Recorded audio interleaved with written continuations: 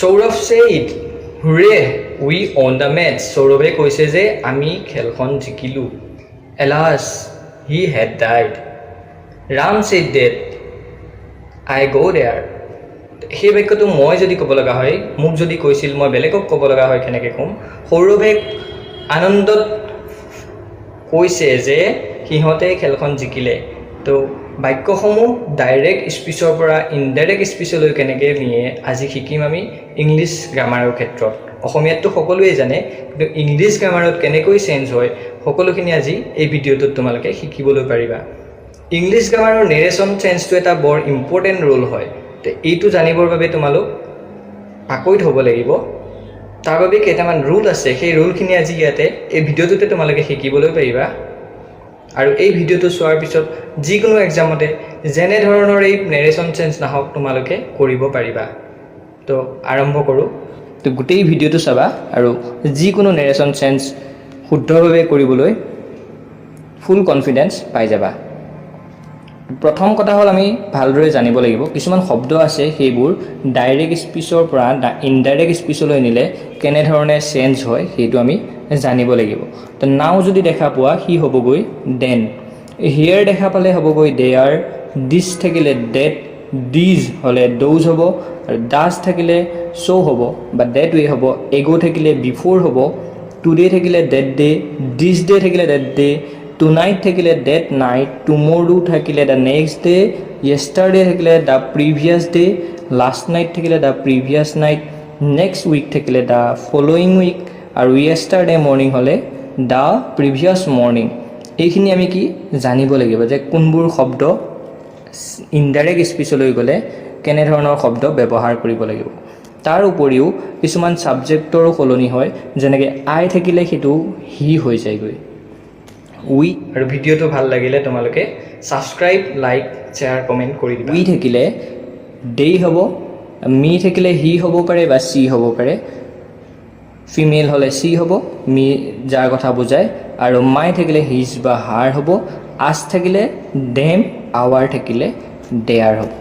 তাৰপিছত টেন্সৰো কিছুমান চেঞ্জ থাকে, যে চিম্পুল প্ৰেজেণ্ট টেন্স থাকিলে কি হ'ব, কণ্টিনিউৱাছ থাকিলে কি হ'ব, ইয়াৰ এখন তালিকা ইয়াতে দিয়া হৈ আছে.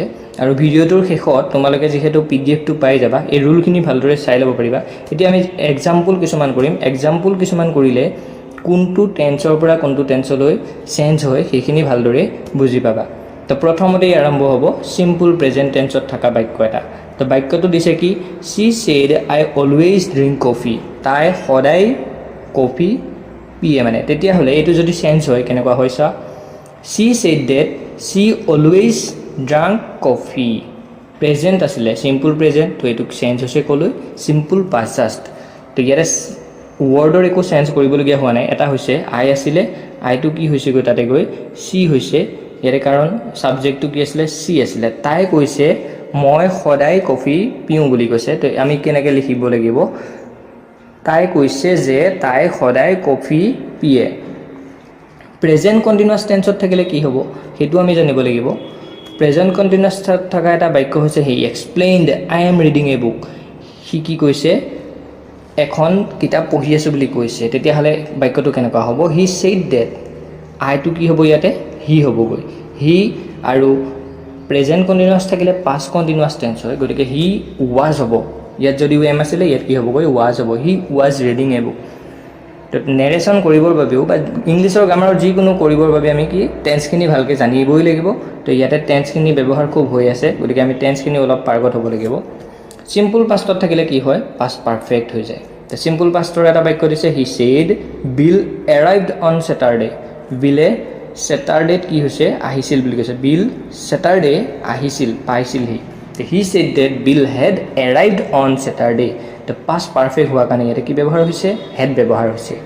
প্ৰেজেণ্ট পাৰফেক্ট থাকিলে পাষ্ট পাৰফেক্ট হ'ব, যেনেকৈ he told me I have been to Spain. মই স্পেইনলৈ গৈছিলোঁ বুলি কৈছে.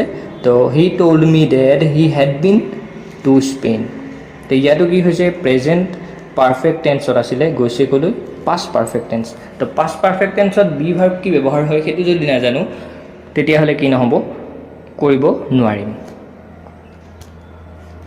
নেক্সট আহিছে পাষ্ট পাৰফেক্টত থাকিলে চেঞ্জ নহয় পাষ্ট পাৰফেক্টেই হৈ থাকে বুলি কৈছে যেনেকৈ হি said I head just turn out the light ইয়াত কি হ'লগৈ চেঞ্জ হওঁতে হি ছেইড ডেট এতিয়া আই জেগাত কি হৈছে জাষ্ট হি হৈছে আৰু হেড আছিল হেডেই হৈছে কাৰণ ইয়াতে ভাৰ্বৰ মানে কি হয় টেন্সৰ কোনো চেঞ্জ হোৱা নাই গতিকে ইয়াত কি হৈছে he had just turn out the light present perfect continuous থাকিলে পাষ্ট পাৰফেক্ট কণ্টিনিউৱাছ হ'ব যেনেকৈ দে কমপ্লেইনড উই হেভ বিন ৱেইটিং ফৰ আৱাৰ্ছ ঘণ্টা জুৰি আমি কি হৈ আছিলে ৱেইট কৰি আছোঁ বুলি কৈছে তো এইটোতো কি হ'ব উই ঠাইত কি হ'ব ইয়াতে দে হ'ব আৰু হেভ আছিলে পাষ্ট পাৰফেক্টত যাব গতিকে হেভটো কি হৈ যাব হেড হ'ব বিন ৱেইটিং ফৰ আৱাৰ্ছ পাষ্ট কণ্টিনিউৱাছত থাকিলে পাষ্ট পাৰফেক্ট কণ্টিনিউৱাছ যেনেকৈ they told me we were living in Delhi they told me that they had been living in Delhi we were কৈছিলে পাষ্ট কণ্টিনিউৱাছ টেন্স আছিলে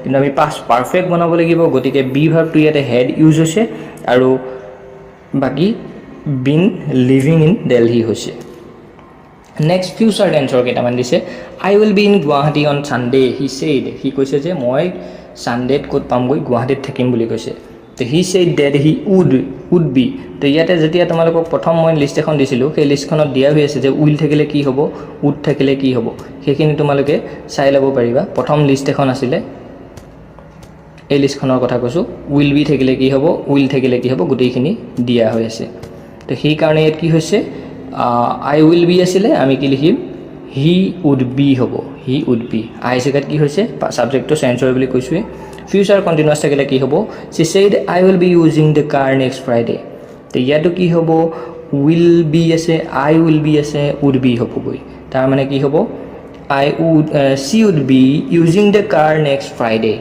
এইবাৰ আমি কেইটামান ইণ্টাৰগেটিভ চেণ্টেঞ্চ কৰিম তাৰমানে প্ৰশ্নবোধক বাক্য যেনেকৈ I said to him is it true যদি ইজ আৰু ডু ডিড ডাজ এনেধৰণৰ প্ৰশ্ন সোধা বাক্য হয় তাৰমানে WHD আৰম্ভ হোৱা যদি নহয় তেতিয়াহ'লে ইয়াতে এটা ব্যৱহাৰ হ'ব ইফ বা কেতিয়াবা কি হ'ব ৱেডাৰ ব্যৱহাৰ হ'ব আমি ইফ ব্যৱহাৰ কৰি কৰিছোঁ প্ৰশ্নটো সমাধান তো কি আছে আই আস্কড হিম প্ৰশ্ন সুধিছে গতিকে ছেইডৰ ঠাইত কি হৈছেগৈ আস্কড হৈছে I asked him if it was true Rajendra said to Reena do you know' ইয়াতে ডু ব্যৱহাৰ হৈছে WHD আৰম্ভ হোৱা প্ৰশ্ন হোৱা নাই মানে হোৱাট ৱেৰ হাউ এনেধৰণৰ প্ৰশ্ন হোৱা নাই গতিকে ইয়াতো কি হ'ব ইফ ব্যৱহাৰ হ'ব Rajendra asked to Rina if she knew him do you know' আছে প্ৰেজেণ্ট টেন্সত আছে তো প্ৰেজেণ্ট টেন্সত থাকিলে কি হয় চিম্পল পাষ্ট চিম্পল প্ৰেজেণ্টত আছে চিম্পল পাষ্ট গৈছে নিউ হিম আছে next Ram said to me what are you doing মই কি কৰি আছোঁ সুধিছে তেতিয়াহ'লে ৰাম আস্কড মি কি সুধিছে ৰামে হোৱাট আই ৱাজ ডুইং মই কি কৰি আছিলোঁ সুধিছে তো আৰ আছিলে প্ৰেজেণ্ট চিম্পল কি কৈছে প্ৰেজেণ্ট কণ্টিনিউৱাছ আছে মই লিখিছোঁ কি পাষ্ট কণ্টিনিউৱাছ টেন্স লিখিছোঁ নেক্সট ইম্পাৰেটিভ চেণ্টেন্স অৰ্ডাৰ দিয়া হওক ৰিকুৱেষ্ট কৰা হওক এনেধৰণৰ প্ৰশ্ন কিছুমান Raghu said to me let us গ' আউট ৰঘুৱে কি কৈছে ব'লা আমি বাহিৰলৈ যাওঁ তো ৰঘুৱে ছাজেষ্ট কৰিছে কি that we should go' out next আছে Raj said to me please excuse me please request কৰিছে গতিকে আমি বাক্যটো এনেকৈ লিখিছোঁ যে Raj requested me to excuse her ইয়াতে ৰাজ আছে ৰাজটো এজন মেল হয় গতিকে হাৰ নহ'ব ইয়াতে হিম হ'ব next the king said two her servant গ' এৱে ফ্ৰম হিয়াৰ ৰজাজনে কৈছে ইয়াৰ পৰা গুচি যোৱা বুলি ছাৰ্ভেণ্টজনক তো এইটো কেনেকুৱা হ'ব অৰ্ডাৰ দিছে দ্য কিং এইটো অৰ্ডাৰ্ড হয় মোৰ লিখোঁতে ভুল হৈছে অৰ্ডাৰ্ড দ্য ছাৰ্ভেণ্ট টু গ' এৱে ফ্ৰম দেয়াৰ তাৰ পৰা হিয়াৰ আছিলে হিয়াৰটো কি হয়